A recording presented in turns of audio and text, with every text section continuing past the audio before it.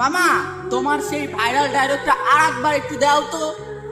Doctor সাহেব, স্ত্রীর ডেলিভারির সময় স্বামীকে ডেলিভারি রুমে যেতে দিন, যাতে সে কোনোদিন বলতে না পারে তুমি আমার জন্য কি করেছো।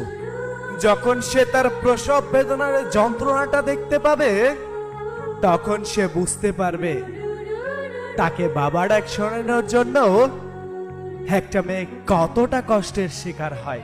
যে স্ত্রী মৃত্যুর সাথে লড়াই করে তোমাকে বাবা ডাক শোনানোর জন্য এতটা কষ্টের সম্মুখীন হয়, তাকে কষ্ট দেওয়ার অধিকার তোমার নাই। নারী, তুমি পারো বটে, শত অবহেলা সহ্য করার পরও তারপরও সকলকে খুশি করার জন্য আপ্রাণ চেষ্টা করে যাও। সবকিছু কত সহজেই ভুলে যেতে পারো তুমি।